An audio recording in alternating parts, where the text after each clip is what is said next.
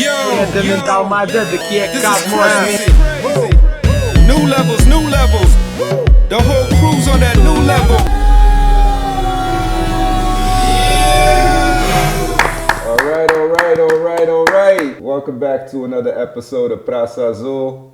Our guest today is an actor, director, and writer in film. I am super excited to have him here and to interview him today. We're going to talk about his journey, we're going to talk about his future plans, and we're going to talk about his past as well. So without further ado, let's get it started. We have the one, the only Zair Silva in the house today. Yeah. Zair, how you doing, man? Doing good. Doing good? Yeah, we're really happy to have you here, man. Thank you so much for coming through. Man. Definitely. Now, what we usually do here is that we start with your past first, and then we work forward. So we just want to know where you originated from, and let us know where did it all start. I was born in Safendi, Praia. Grew up a little bit in São Domingos, then came here. Okay. I was about 10, 11. Yeah. Okay. Yeah. So 10, 11 is when you left Cape Verde? Yeah. Yeah? That was early. That was very early. You're American. So that means like your childhood was like you don't have so many memories. I do have some, but not as many as you guys maybe. Yeah. As you would think. Yeah. I mean, I came when I was 16. So, yeah. Yeah. I did go back though. Oh, you did? I went back for a year, then came back. Yeah. Oh. Before I came to the U.S., I had a different idea of Cape Verde because it was a lot more peaceful. Well, a lot more peaceful as far as gang violence, right? Oh, okay. Came here, lived in Dorchester, got assimilated with the culture here, got assimilated also with the violence that existed in Dorchester at that time. Oh, yes. I wasn't used to that.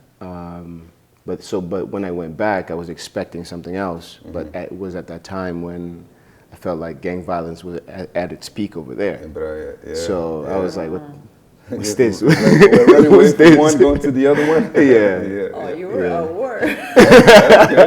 That's crazy. I want to talk a little bit about your time in Cape Verde because when I was reading about, whatever I could find about you, because you're a pretty private person, it said that your love for film started when you were like around 7, watching movies. What kind of movies were you watching that sparked your interest? So I grew up with my mom, right? Because my dad was already in the U.S. I was an unplanned child, and I was the 6th one, right, between the two of them.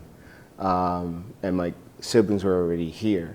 So growing up with my mom, I was very sheltered because in Safendi she wouldn't let me go out anywhere because it was kind of dangerous. So she didn't want me to, get into the wrong crowd.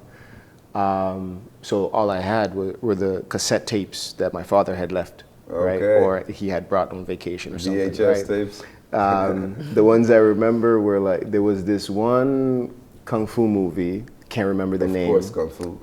There was another one with Bruce Lee, right? There was Lethal Weapon, I believe, 2 or 3. The one where the girl dies at the end and he's like, and he gets shot like mad times. Yeah. I watched that movie every single day, every single day. Me too. Is that your favorite movie? One of them. One of them. There was the one with the guy who plays Rocky, Sylvester Stallone, right? He has a movie called Over the Top about arm wrestling. Watch that every single day. That was one of my favorite movies. You stayed out. That was good. But yeah, and the Michael Jackson had, I think, this thing that seemed like a movie. I think it was a collection of music videos or something. Smooth Criminal. I think it was Smooth Criminal or Moonwalker. That's what they called it. Yeah. That was for sure the one I watched the most. It's like we had the same childhood. Yeah. All those movies. Exactly. I'm too. Sorry. Yeah, I know. You're a baby. I know. Yeah. I have to rub it in. So in Cape Verde, did you at any time get involved into theater, into film? Because I know Cape Verde has a pretty big love for theater as well. My experience at that time, because again, I was just at home, I remember someone telling me that I used to say, hey, I want to be an actor. But everyone would laugh at that. Like, what does that mean? What are you going to do? You think you're worthy of this shit? Yeah. But yeah, so during my time in Cape Verde, I even got to a point where I forgot that's what I wanted to do. You wanted to do. Yeah, so when I got here and my father was like, okay, what do you want to do? Or he was trying to push me into lawyer or this or that or the other. Yeah. I'm like, I don't want to do none of that. I ain't doing none of that stuff. No, but to your point, I get what you mean. Like, it's the school of arts, right? Like musician, actor, let's say painter, whatever. Yeah. It's not really a popular direction to choose, especially for our parents, Yeah. So how did that conversation go? How did you persuade them, like, hey, this is really something that I want to do? I didn't. I couldn't. Yeah. Because, well, first, when I came to the U.S., right, I used to get in trouble a lot because I had a lot of issues with anger management because when they left me in Cape Verde, I experienced a lot of bullying because of my skin tone. In Praia, you know. People don't know about Hell about the discrimination of your own people, man. It's tough. Light skins, get it. That time was like a tough time for you. I'm really sorry. It was tough. It was tough. I was an angry child. I was getting in trouble every single day. Went to Dearborn Middle School. My father was getting a call at home every single day. Oh man. And that's partly because of that, but also I had no outlet to put the anger. You know what I mean? And at one point, my cousin, Kathy, Katya, she was directing and writing a play at church, and she asked me if I wanted to be in it. I was like, what else am I doing? You know what I mean? Yeah, let's get and it. also we were sheltered too. The only place we were allowed to go was the library, which was across the street. So that got me out of the house. Yeah. But I remember, and my part wasn't big. It was a small part. Sure. My father died or in the play and something. And then I cry and whatever it was. I right? was really thinking, No, Oh, nah. in the play. He said, I was like, okay. You thought it was I was in the like, play, yeah. oh man. She's like, no, my God. Yeah. But yeah, so what happened is that day was the first time I found something where I felt like at home. You know, Okay. I felt at peace. I felt like this is my domain. Okay. Right? Nice. But then my parents were, this was around the time where they were moving back to Cape Verde. Okay. And since I was the only child who was, wasn't grown yet, they were going to take me in, especially because I was getting in trouble. Yeah. They wanted to They like to undo. saying you give her a time out. Yeah. So I went back to Cape Verde, and the whole time I'm there, I'm like, I need to do more of this theater thing. Yeah. Ended up finding a class that they did theater, but it was mainly like physical stuff. Wasn't necessarily what I was looking for, but it opened up something that I hadn't experienced before, Okay. right? But I wanted to really, because for some reason, right after that first thing, my mind completely just went one direction. Okay. Right? So then I asked my father if I could come back. He said no. He said no because he knew, like, he wanted to keep me away from whatever. You thought you was going to come back to trouble. Yeah, he wanted to keep me away from theater as well. Oh, Oh, yeah. okay. Because he's like, what is that for? Like, what are you doing? Yeah, so yeah. I got back here, went to Excel High, and then over there they didn't have a drama club. They didn't have anything, right? Got back here towards the end of 10th grade. Okay. And what was happening is they were doing for the first time a Shakespeare competition where the state, usually the private schools compete, right? And it was the first time our school was competing. So I had to win the first place in our school. And the only reason I did it or knew about it because a friend of mine told me. Okay. Right? And since he was doing it, I'm like, I'm going to do it too. And you won first place? Good. I won, Oh, yeah. okay. And then Which Shakespeare was? the National Shakespeare Competition, something like that. Which play was it? I mean. It wasn't a play. Oh. You go and you do a monologue. Oh, okay. Right. Okay. Because I know that you wrote like so many different things. Yeah, right? So like I thought maybe it was. like- I thought maybe it was one of them. Apollo, Othello. Apollo. I know Apollo. I know Othello. Othello, I God. Othello. Well, God. Yeah. Othello. Othello, yeah. Yeah. Othello. Yeah. Romeo and Juliet. Yeah, There's a lot. There's a lot. Yeah, there's a lot. A lot Yo, of them. I was struggling with in college. Yeah. I was taking Everyone that class does. just because the requirements, but It's tough. that was not But you learned a lot. my You did thing. learn a lot from it, from that experience. So I did that competition, right? And it just so happened that it aligned with this program I just got into at Strand Theater, where they were teaching Shakespeare. Oh, nice. So then they helped me out with practicing so I can go, because when you win the first place in the school, you have to go compete in the state, right? Oh, nice. And I go there. Kid you not, I get there, I'm looking at all these actors doing, because they've been practicing, they've been doing this shit since they were children. Yeah. And I'm looking at them like, what the fuck? What am I doing here? Yeah. Went up there, did my thing. So I had to do a monologue. It was from Hamlet. It was the ghost of Hamlet's father when he comes. I don't like that story. You did, though? And then I did a sonnet. It was sonnet 29, if I remember correctly. Okay. And then they were reading the names for the top 10 to go to the finals. I was in there too. You was in there. I was in there. Nice. Ended up placing. But when we went to the finals, now they added an extra layer. You have to do cold reading. Cold reading, they give you a script. Like pretty much you do what you did before, right? You do the monologue and the sonnet. Then they give you the extra thing. You have, I believe, 10 minutes to figure it out how you're going to do it and do it. Oh, wow. Dude, I can't even read correctly. Imagine. Yeah. I was over there. They say you got to look up, you got to da-da-da-da. And keep in mind, these kids, they know what the hell they're doing. Some of them saw the monologue. Oh, I did this before. Yeah, threw it away. I'm over here like, da-da-da-da-da-da-da-da-da-da. Wow, that's crazy. But yeah, that was the end of that. That then got me, because this is where we get to Emerson, right? That got me, one of the judges saw me, and she was one of the people that worked at Emerson, and she gave me a scholarship to go study at the Emerson Summer Stage Program. Okay. Right? And from there, I took what I learned. Everything I learned there, I took it and I created a drama club at my school. Yeah, your school. And I taught everybody else what I learned. Oh, nice. And so the next year when we did the competition again, yeah, you were ready.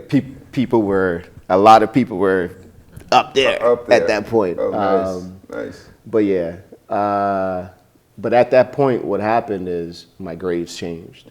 Everything, like I wasn't getting in trouble anymore. My grades went from D's and C's and F's to A's and B's, nothing below that. Nice. Because I had a direction. Yeah, I wanted to go study That's this. The most important thing, I ended up going to school in New York, Manhattanville College. They gave me a performing arts scholarship. How long were you there for? I was there for 2 years. 2 years. That's 2 years. How was that experience? It was so there's like night and day to it, right? Yeah. It was amazing in the sense that at that time, right, growing up, because we were so sheltered, I didn't know how to communicate with people. So if it was something that was like in the city of New York, rather than where it was in Purchase, New York. Yep. It would have been too much for me. So it was a place where it was a private school. It was like a small community of people, not that many students. A lot of international students came there. That's good. So, it felt like home. Yeah. It felt small enough where I could exist, right? Yeah. And the other part about it is the teachers, the program was amazing. Okay. Right? It's so underrated for what the value that it actually has. Okay. Right? The bad part about it was I was overworking myself because I was trying to prove to my parents something. I was trying to prove to them that, because my father literally came up to me before I went to college talking about if I stay in Boston, change my major, he's going to help me pay for school, he's going to get me a ticket to Cape Verde for vacation, blah, blah, blah, blah, blah. I was like, nah. What did he want you to do? anything else. Anything else. And my mom's over here like he left the church for for the devil. Oh, man. How's your relationship today with that? Is it good? It's always been good. It's always been good. It's just, it was just a phase, right? It's just it's painful because at that time I really needed them. Yeah. Right? I really needed them to be there. Yeah. Because, and especially at that time, I was overworking. I was doing like 4 or 5 plays a semester, which is unheard of, right? While taking everything that I was taking, just so that I could give them no excuse but to come watch one of them, and they didn't. You know what I mean? They didn't. So at that, as I was overworking myself, I was like, it was killing me emotionally because in college, I'd say I was a standout, right? Whenever I did something, I was a standout. To see people come up to me and say, oh, you're this, you're that, and then not see your parents there, not see anyone there. Yeah, that's tough. Yeah. It was, it took a toll on me, right? And it got to a point where after shows, I wouldn't even go out there. I'd just sneak out somewhere and leave. Okay. And at some point in my second year, towards the end of my second year, there was a part of it where I was like, do I really want to come back? Because coming back would mean, because I had taken all the acting classes mostly, it would mean taking other classes, even within theater, like directing and all the other stuff. I was not interested. But also there was a part of it where fatigue kicked in at some point, where I'd look, because I was writing a lot of essays for class and da-da-da-da. I literally, it was an easy essay, 2 pages, could not even write my name. It's like it killed your passion a little bit. Yeah, it killed me. Yeah. Eventually, you got to a point where was the graduation? Was it you never got to finish that part of it? This is where the other part of how I left. So I believe it was in voice and speech class where my teacher noticed that I wasn't really coming to terms with myself. And she mentioned something, and so I started delving into my past, into my childhood traumas, and I wasn't ready. And so I had a mental breakdown to the point where everything stopped. 19. I went to college at 17. 19 is when I left. Okay. And it got to a point where when I came back, I had to give it, just one side of the story, which was like I'd taken everything I wanted to take, I'm coming back to do this, but I couldn't talk to anyone about it because, I'm a man, whatever the fuck that means, right? So when I came back, times got so dark that at times I would spend like 3 months inside the house talking to myself. Damn, that was really It got to that point. And you live by yourself at that point, or? No, I live with my parents, like still paying rent and whatnot, but I had my own space, but I would only come out at night to eat or whatever I needed to do. But it was literally, I was talking to the people that criticized me when I left college, people who told me I needed a plan B or I needed to I needed to do this and that and the other, and I was, coming to terms with the things, because there's a whole section of my childhood I can't remember. Yeah, of course. Because I shut it off because it was too painful. Yeah. So I was dealing with the anger that was causing, but not having a memory to place it. Okay. So. And what got you out of it? Out? Still in? No, I'm kidding. I was like, we'll put a little sunshine in there. Now you get out during the day, and you've done so much work in the past few years. So what got you going? What got me going? That's a good question.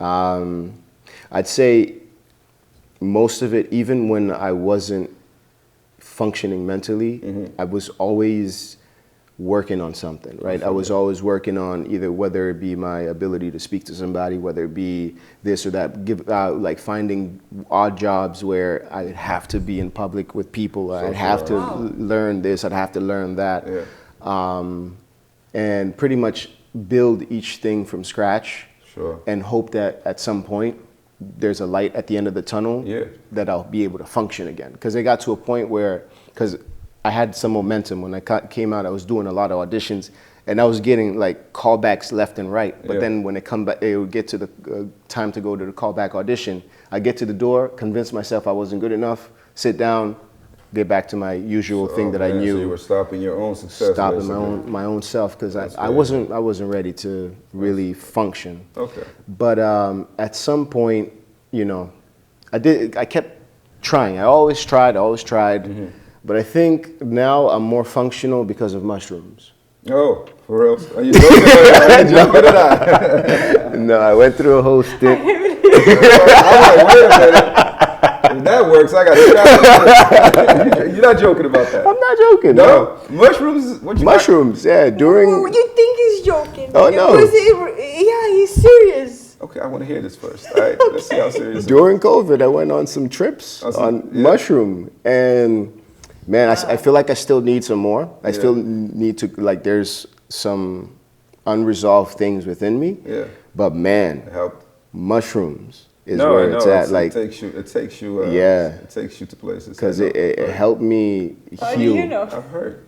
Yeah. Okay. Definitely. It helped me heal a lot, because also at that time frame, it was a point where everything became too dark, and I needed, because I don't even smoke weed, you know what I mean? It became too dark that I had to try something, because not only was, you know, all of the stuff already piled up, I'm seeing all this time that, you know what you're capable of, you know what you could have been doing if you were functional.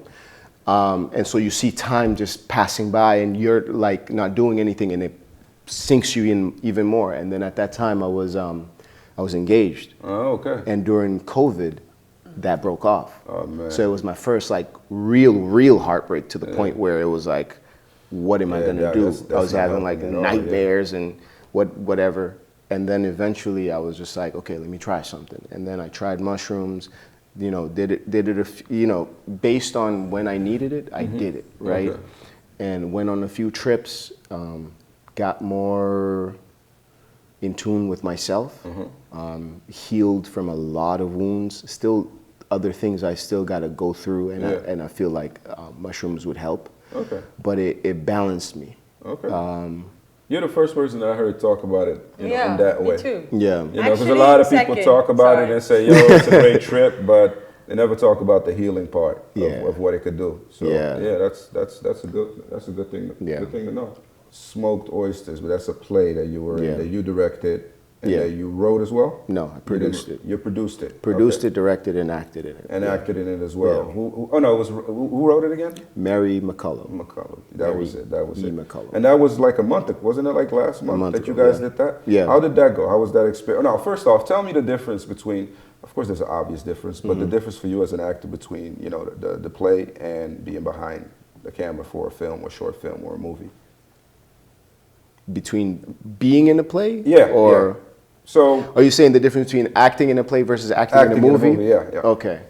I think a lot of people think there's a huge difference. To me, the way I approach acting, I don't think there's a huge difference. Okay. The only differences I see are, one, your voice. Obviously, if you're doing a play and there's a lot of people, you have to fill the space with your voice, right? Of course. Okay. Whereas in a movie, you don't. Yeah.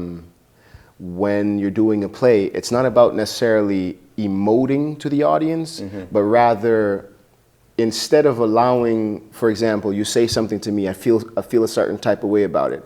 Sometimes me feeling a certain type of way about it, you can see the transformation in my face, you can see the transformation in my body. But if you're doing a play, the person in the back row, they're not gonna see that shit, right? So you have to allow that transformation to occur in a way that it's physicalized, right? Instead of you taking the control and being like, oh, I'm gonna do this. No, fuck that. I don't feel like you as an actor need to have full control over, you know, what you do.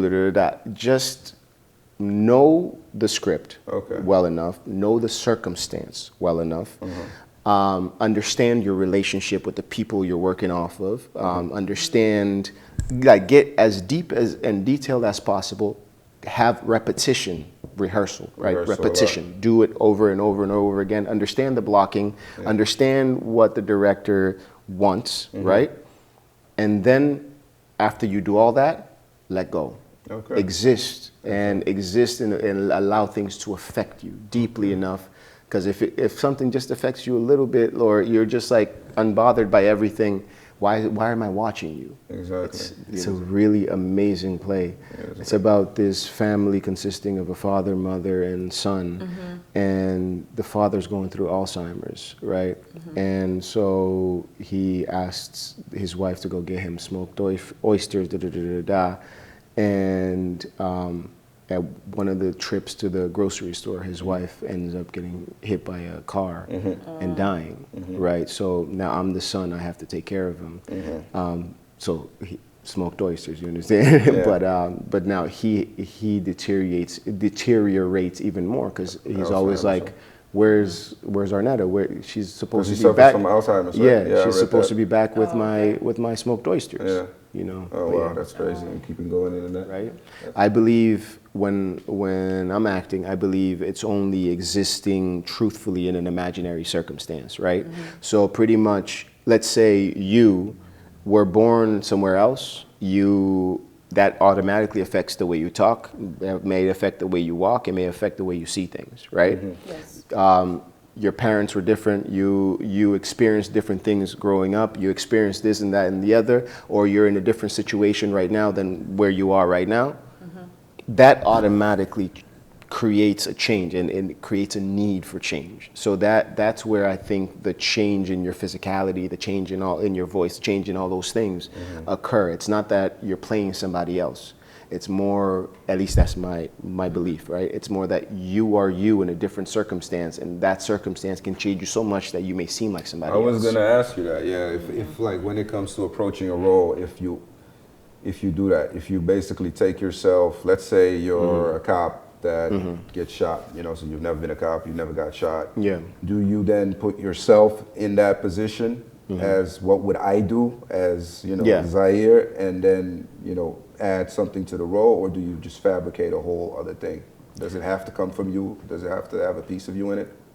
I think it does. Not everyone goes with that approach. I think for me it's more like I'm in that situation, not me necessarily Zair, because it could mean that my values are different because maybe I was raised different. You know what I mean? It could mean that I have a different name, but that's where your imagination comes in, right? Because a lot of things you're not going to go and do. For example, if you're playing a killer, you're not going to go kill somebody to find out what it's like. Exactly. So your imagination, you know, you do as much as you can for the things that you can do, but the things that you can't necessarily exercise, you then use your imagination and you put yourself through. And then there's also some experiments you can do. Like, for example, there's these methods where you try out different animals for the character, right? And when you embody a certain animal and then you come back into human form and see what it would feel like to move like that, but as a human being. That changes your posture, that changes the way you move or your pace, right? It changes a lot of things. So it's more of like an experimental thing to me. I wouldn't say when you learn techniques, go specifically the route of that technique. I would say be as aware as possible of everything that other people have done and and pull it up when you feel you need. That's actually a question that I have for you as well. Like, do you think that somebody that never went to school can actually be a great actor? Or do you think that there has to have a balance of two? Like, you can't just have the talent or the passion for it. You also have to have done the work. Like, you know, study that, like, you know, the rehearsal that you just gave us, you know, the example that you just gave us, like the animal example that you just gave us. Like, that's something that I never thought about. And probably a person that wants to do acting never thought about either, but they probably think, hey, I can just go and stand in front of a camera and do that. You think that that's possible for somebody to do that, or you need schooling for it as That's well? a tricky question. That's a tricky question, because sometimes the schooling locks you. True. Right, because I think it's more how you learn, right? Because I think when it comes to learning acting, it's a very tricky thing, because the way you learn can be you're doing or you're undoing, right? Because I feel like if you learn everything and you think you have to implement everything step by step, then you put yourself in a box that you'll never be able to get out, right? But I think learning to to do all the work and then let go of all the work and then unlearn it pretty much. And learning to, even though this makes sense to you logically, to let go of that when it's not working. You know what I mean? That's or sometimes you might learn, for example, I think there are actors who have never taken classes who can become great because, believe it or not, they're learning those tools from somebody else, right? If you have great directors, the way they direct you, you might be learning a class. That's what I You understand? That's a school like. too. I compare it a lot to sports. No matter how good or bad a coach, it's still up to you to deliver, right? It's still up to you to be out there. But then you'll have some coaches that are like super strict, where they take the I guess the flow and the instinct out of your game. I was talking with Cobb about that as well. Like if you could be a great player in a system of a coach that doesn't fit your style of play. And I guess that's what you're alluding to. Yeah, you know the part that you were saying about dressing up as an animal and doing the technique to kind of see how would you feel to be becoming a human again. So techniques like that, it would like make that you are most practice, useful to me. Yeah. It's a good question. I think something recently that just the verbiage of it that I was introduced to changed a lot for me, right? A lot of times you'll hear someone say, react to that. But that, I didn't realize how broad a statement that was, right? Until somebody said to me, have an opinion, right? For example, if you tell me, if I'm having a conversation with you and you're saying something to me and the director tells me, react to that, I might wait till the end of your sentence to react to it. But if you tell me, have an opinion, I'm cutting you off. it's not necessarily that I'm cutting you off, but as you're talking, you might be saying 3 different things, and I have an opinion about each one of those things. And because I have an opinion, now when I physicalize it or I allow that opinion to take over me, you can see it. So that I'm not just still. Not that, you know, in the past I've been still, but I feel like it allowed me to have more layers while someone else is doing whatever they're doing. And now when you say have an opinion, now I feel more free because somehow it unlocked me. Because, you know, again, that whole thing we talked about earlier about being closed in because of, you know, childhood, being in the house and and so sometimes I don't feel free enough to express, right? But when I tell myself have an opinion, sometimes you say something in the middle of your something, I'm like that's not a line, but that's a reaction, vocal reaction. That's an opinion. That's a strong reaction. In your mind, like you start talking. This whole acting opportunity thing is always tied to Hollywood, right? Like you got to go to Hollywood to make it, all that stuff. But in the past, I'll say decade, since what's his name, Tyler? Is it Tyler? Tyler Perry. Tyler Perry. What he did in Atlanta, basically create his own studio and did all that stuff over there. I read, like, when I read your article in Enterprise, I kind of got the feeling that that's what you kind of had in mind for Brockton as well. Like, you want to work from the outside in instead of, you know, going to Hollywood and doing the whole thing. You're like, hey, I could do it over here and maybe attract whatever, you know, whatever roles here. You still have that mind state, or? Yeah, I would definitely prefer to create original projects when it comes to film, right? On stage, I'd rather do other people's work. On film, I definitely have some things that I want to see come to light. Definitely would be willing to do other people's stuff, but I just want to be able to see these ideas through. You know? Okay. What 5 movies would you tell somebody to watch if you like could really give them like 5? Let's say 3. Let's keep it. See, that depends. Wow, you just made it worse. That depends on what you're saying, right? Do you want me to say what are my favorite movies? Or do you want me to say what movies do I think are the best? Because those are completely different. 2 different things. Okay. Basically, what movies are your favorite? Like favorite? I would say, the fuck is that movie called? Law Abiding Citizen. I saw that. With Gerard Butler and Jamie Foxx. Jamie Foxx, that was for good. sure. Over the Top, that still has a place Still in my has a heart. place in your heart. Still missed it. Definitely have to be there's that movie with Will Ferrell where he's You said Will Ferrell, you already got me. yeah, where they're writing a book about his character. Oh yeah, for something about fiction. All right. Stranger Than Fiction. Yeah, for sure, that's man, a for good sure. one. That concept was amazing. It's a woman writing a book, and and it's a life of a guy. Yeah. And the guy is alive in that movie, and he's like, and then he meets the woman. He's like, "You're freaking ruining my life." Like, she's right. She's right.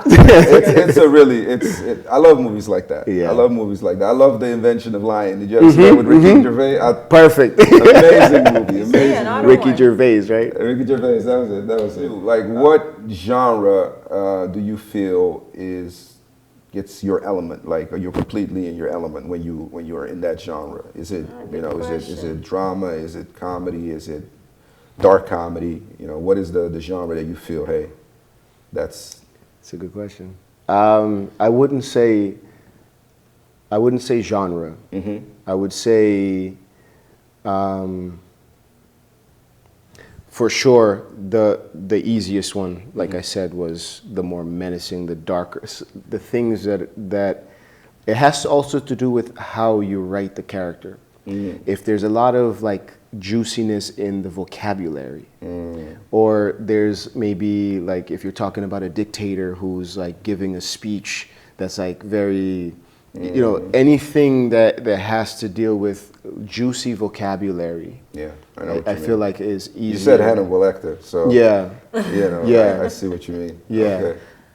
And also I feel like if something is really really stupid. I feel like that would be easier for me too. Like if it's really like if it has I'm all in for it. Yeah, no. Like for example, if we were to do like a Cape Verdean or a black version of Step Brothers. Oh, Step Brothers. That would be tough. That would be tough. I think the parents would have been as nice as in that movie. Is there a Cape Verdean film or a Cape Verdean story, that's biographical, what do you call it? Like a biography that you would want to tell yourself or that you would want to write about? Have you ever had a story that you're like, hey, I would love to get my hands on that and just put that in film? Have you ever done that? I'm not really acquainted with our history as much as I would like to be. So no, but I would want to collaborate with other Cape Verdean artists who are passionate in regards to the stories they do want to tell, because I would want to act in those stories, because one of the biggest things, because now that my parents are more supportive of my craft, one of the biggest things is because my mom doesn't speak English. So when she comes to the shows, she's just like, oh, I don't understand though. What they're saying. So I would love to do stuff that she can understand. That she can understand. Yeah. That's awesome. Okay. So what's the hardest part of being a director? Director, for me, because when directing, I tend to be a performance director, like meaning I focus specifically on the acting and the story I want to tell through the acting, through the relationships, through all that I don't think that beyond that, I'm like very, very aware of the other things, right, that go into it. So I rely a lot on other people to come in with their mindsets, on what things should be like on the other ends, because I won't even see it. You know what I mean? Okay. How I want to approach like lighting a certain scene. I'm not looking at that. I'm looking at have an opinion. Okay, have an opinion. That's the biggest one that I'm gonna take away from this, man. Words, expression, and stuff. Yeah, the relationship, the truth. That what I'm focused on really is: are we truthfully telling this story? Are we truthfully existing in this thing and having this experience, right? And also finding moments within the text to bring out humor, to bring out whatever the moment requires. Because sometimes some scenes are so intense that you have to find a break for the audience, right? Of course. So those things I focus on. I don't necessarily pre-plan what I'm gonna do. I just go based on what we're creating each time. Yeah. But yeah, beyond that, like when you come ask me, what do you want this to look like? What do you want the set to look like? Who cares? Man, acting is intense, man. Acting is intense. You credited Al Pacino as your favorite actor. Yes. Give me another 4. Another 4. Yeah. Gosh. Fuck. Gotta give your top 5. Nicole Kidman. Nicole Kidman. Nicole Kidman. I like her. Whoa. Tarantino is a director, bro. He's actually a good actor too. He is. Yeah, I was about to say. I'm looking at you like, what? He's a good actor in his movies, for sure. Go ahead. Nicole Kidman. I like Terrence Howard. Terrence Howard a lot. Yeah, I love Terrence Howard. Damn, bro. He put me on this spot. Al Pacino, Nicole Kidman, Terrence Howard is like, oh. Give me 2 more. 2 more? You still asking for more? 2 more. I have to say Will Ferrell. I don't care what nobody says. I have to say Will Ferrell, bro. The way he embodies his characters, bro. You're not telling insane. me anything different. I always tell people this, and I get not in trouble. I was in debates with people. I say that comedians are like the best actors. You cannot tell me that. Like Jim Carrey, I say Jim Carrey's a great actor. People look at me like I'm crazy. I'm like, dude, I just freaking love that guy as an actor. I know that his drama stuff didn't work as much as he wanted to, but that's because, you get a stamp and people don't look at you anymore. But when I see comedians, when I see Robin Williams in freaking movies, it's just ridiculous. Will Ferrell, what he just said is just great because I feel that because they're on stage and because they do stand-up, they already have to do so much with their face when they're telling a story that, it just comes a bit natural to them when they get on there. But you still owe me one more, bro. Will Ferrell. Nice. Yo, I have to say this. Not that he's my favorite actor, but growing up, he was my favorite actor. And I remember a counselor judging me for it because he's like, you're an actor and you like him. Adam Sandler. I don't give a fuck what you say. Adam Sandler, another comedian, see? I don't understand the judging. General consensus is he's not a good actor. He always did the same movies for a very long time. But now you see what he's done lately. Yeah. He's really showing his range lately. And I always knew he had that. But I think beyond just the technical side of acting, if you're just judging on how skilled, when it comes to Adam Sandler movies, no matter what it is, I'm going to watch it. Yep, you know what I mean? I think that's the mindset I go when I pick him. No, I say this always about artists is that I love it when somebody has a style. Like Quentin Tarantino has a style.